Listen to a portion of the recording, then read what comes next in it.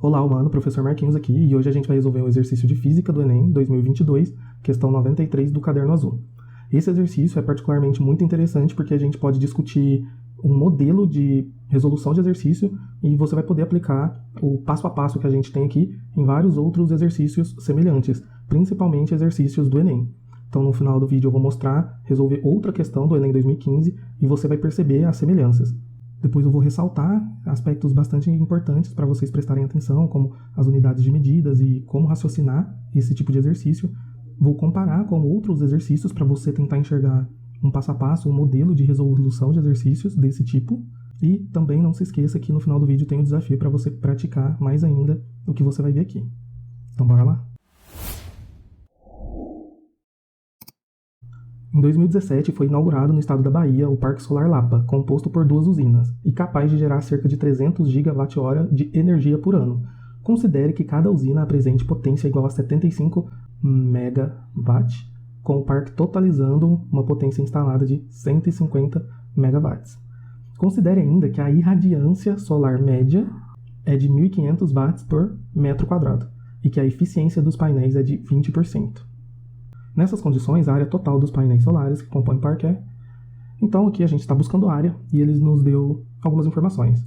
Deu informação de energia, 300 GWh, nos deu informações de potência, nos deu a irradiância e também nos deu aqui a eficiência de 20%. Vamos entender primeiramente o exercício. Bom, perceba que aqui a gente tem uma relação, né, de transformação de energia. Então a gente tem energia solar sendo transformada em energia elétrica a partir de uma variação de tempo, né, ou de um ΔT. E isso coincide com a definição de uma das definições, né, da equação de potência, que é a energia dividido por variação do tempo. Então perceba que se a energia, né, tem essa relação direta e esse tempo também, se a gente assumir a conservação de energia, ou seja, toda a energia solar é transformada em energia elétrica, então podemos assumir que as potências também são iguais. Então a potência elétrica é igual à potência solar. Bom, assumindo que a potência solar é a mesma potência elétrica, podemos escrever essa equação. Então a potência elétrica é igual à potência do Sol. Só que aqui está faltando uma variável, que é justamente a área que vai receber toda essa energia.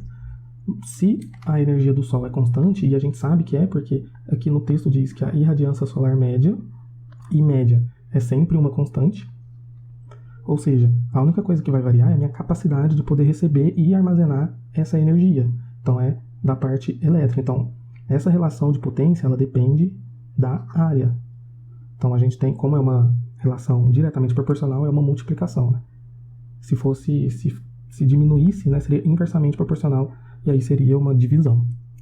Então aqui a gente tem uma expressão para esse sistema. A gente está assumindo que toda a energia é transformada. Entretanto, o texto diz para a gente que a eficiência não é de 100%, ela é de 20%. Então somente 20% da energia solar que é transformada de fato em energia elétrica. Então precisamos reescrever a equação. A energia elétrica é 20% da potência do Sol vezes a área. Bom, agora perceba que a gente tem todas as informações necessárias para resolver o problema. A gente quer a área total dos painéis solares, que está aqui, e a gente não conhece. A potência elétrica efetiva que a gente tem, ele nos deu, que é essa potência instalada de megawatts. E a potência do Sol, bem é conhecida como irradiância solar, é de 1.500 watts metro quadrado. Dessa forma, podemos substituir os valores. 150 megawatts um mega é um prefixo de 10 elevado a 6. Um vídeo interessante pode ser em discutir onde esses prefixos aparecem mais, né? Ou seja, quais áreas da física a gente usa mais prefixos e quais prefixos a gente usa. Acabei de ter essa ideia, se você achou interessante, comenta aí que eu posso trazer esse vídeo para vocês. Então 20% é a mesma coisa que 20 dividido por 100. Vamos fazer em fração, que é bem mais fácil. Ou, na verdade, aqui você tem 2 opções, escrever 20 por 100, e eu vou optar por outra, porque eu não quero fazer fração. Você pode escrever 0,2. Em decimal é bem mais fácil, porque é uma multiplicação, e multiplicação com decimal costuma ser mais tranquilo. Então vamos tentar. Então a potência do Sol é de 1.500 watts vezes a área, que é o que a gente quer encontrar. Aqui a gente repete por enquanto. 2 vezes 15 é 30. Então é 30. Idealmente, né, a gente faz a multiplicação e repete a quantidade de zero. Contudo, como a gente tem um zero aqui à esquerda, meio que se cancela um zero à esquerda com um zero à direita. Então é a mesma coisa de você fazer 2 vezes 150, que é 300, vezes o A. Então agora basta isolar, né? A gente tem a área, que é igual a 150 vezes. Perceba que eu vou igualar a quantidade de zeros. Como aqui tem um 300, né, e 2 zeros, eu acho interessante a gente tirar um zero aqui, né, da nossa potência, ou seja, deixar ele 10 elevado a 5 e colocar o zero adicional aqui na frente.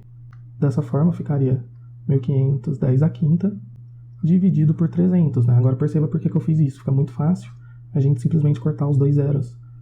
E aí o resultado sai automaticamente. Porque 15 dividido por 3 é 5 vezes 10 à quinta. Ou seja, um 5 acompanhado de 5 zeros. 1, 2, 3, 4, 5. Metro quadrado. E essa é a nossa resposta, que equivale à alternativa B, do gabarito. Essa é uma das formas de ter feito esse exercício. É a forma mais conceitual em que você deduz a equação do próprio problema. Você só precisa entender o conceito e não precisa ter decorado nenhuma equação anteriormente. Agora, uma outra forma de interpretar esse problema, que talvez pode ser mais simples para a maioria de vocês, porque utiliza a regra de 3, é simplesmente entender essa relação final que ele nos dá. Então, ele está falando que a eficiência é 20% dessa irradiância. Então, o primeiro passo é descobrir quanto que é 20% desse valor. Então, a gente colocaria que a irradiância, na verdade, é 20% de 1.500. 20% é a mesma coisa que 20 dividido por 100. Né? Agora eu vou fazer em fração para você ver que dá a mesma coisa. Então, perceba que eu posso cancelar os zeros, ficando apenas com 2 vezes 15, que dá 30, e o zero que sobrou, 300. E a watts metro quadrado, né, que é a unidade que a gente tem. Com esse resultado, a gente chega então à radiância que de fato é convertida em energia elétrica. Então agora a gente pode fazer simplesmente uma regra de 3, onde a gente tem a potência relacionada com o metro quadrado. Então, a cada metro quadrado que a gente tem uma eficiência de 300 watts. Aqui, as nossas duas placas, elas têm uma potência de 150 megawatts. Então, 150, lembrando que mega é 10 à sexta. E a gente quer saber, então, qual a área, vamos chamar de X, ou vamos chamar de A diretamente, né? Não tem problema nenhum. Então, vamos ver qual que é a área total, de fato, que compõe a área total, né, desses painéis solares. A gente faz 300 vezes A igual a 150 vezes 10 à sexta. Né? Perceba que vai dar a mesma equação. 150 vezes 10 à sexta dividido por 300. Que era a equação que a gente tinha anteriormente. Então vai dar 5.010 à quinta. Então vai dar 5 vezes 10 à quinta. Percebo que são as duas principais formas de resolver esse tipo de exercício. Agora, espero que você tenha percebido que a gente não usou esse valor de 300 gigawatts/hora e nem esse MW, né, de 75 individual. Isso aqui, o Enem, ele faz muito isso para confundir a gente. Então, ele dá informações bastante desnecessárias para você se confundir. Por quê? Esses 300 gigawatt/hora é energia. Então, você poderia ficar tentado a achar a potência através da equação de energia dividido por tempo. Então você colocaria 300 vezes giga é 10 à nona por hora. Aí você colocaria em segundo, daria 3.600 segundos. Esse aqui não vai dar um resultado, vai dar aproximadamente 34 watts, se eu não me engano. E isso aqui vai fazer você chegar no resultado errado. Por quê que a gente não pode usar esse valor? Porque essa energia é o que o parque gera por ano. Não só por ano, como o dia todo ligado, né? veja que a unidade é a hora. Então, se a gente considerar todos os dias do ano, em todas as horas do dia, aí é aproximadamente... Opa, desculpa, eu esqueci o mega aqui, né? Tá faltando um megawatt. É o prefixo que a gente usou aqui. Ou seja, isso aqui seria, sim, a potência para todo o dia ligado durante o ano todo. Perceba que ela é bem maior do que o resultado que a gente chegou anteriormente de 300 watts. Outra dica, lembra que no início eu parei de falar de energia e comecei a falar de potência? Todas as vezes que você tiver esse tipo de exercício e ele dá uma eficiência, né, junto de uma porcentagem, com certeza você vai usar regra de 3 e vai trabalhar com potência. Porque só faz sentido você ter porcentagens nesse caso. Você só vai falar de energia propriamente dita quando você estiver trabalhando num sistema onde há conservação de energia. Ou seja, naquele caso hipotético onde 100% da energia solar é convertida em energia elétrica. Em todos os outros casos, sempre dê preferência para descrever o problema em termos da potência. Vai ser bem mais fácil de você resolver do que em termos de energia. A não ser, obviamente, que o exercício peça o resultado final com a grandeza da energia. Por fim, mas não menos importante, perceba quando o Enem quer te confundir, ele fica te tacando informações que são bastante óbvias e fica abusando, na verdade, da sua inteligência. Porque, por exemplo, ele começa dizendo o texto que é composto por duas usinas. E aí ele dá o resultado, né, individual. Ou seja, se aqui no final ele está pedindo, né, a área total, você vai saber que, como tem duas, ele deu o valor individual, você vai multiplicar esse 2 vezes 75 e vai dar 150. Ou seja, essa parte aqui, né, toda seria inutilizável. Então, ele faz isso para você ficar confuso com os valores, né, porque ele coloca muitos valores e o aluno chega e não sabe quais utilizar na hora, né, de substituir numa equação. Ou vice-versa, se ele passou que o total já é 150, então ele não precisaria ter dado essas informações, ó, de duas usinas e nem o valor individual. Então fique atento a isso. Quando ele repete muita informação ou que você vai chegar nela muito obviamente, é um sinal de que o Enem está querendo te confundir.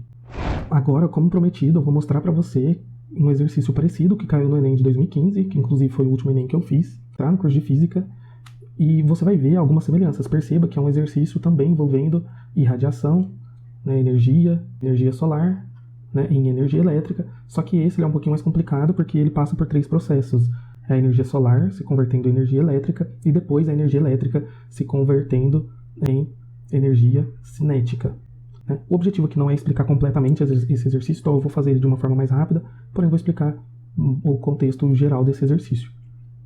Então, o contexto principal desse exercício é nos dar um carrinho, né, que é esse carro super futurístico aqui. Ele está inicialmente em repouso, então ele está com 0 metros por segundo, e ele vai receber uma determinada radiação do Sol, que aqui está sendo chamado de insolação, né, no valor de 1000 watts metro quadrado.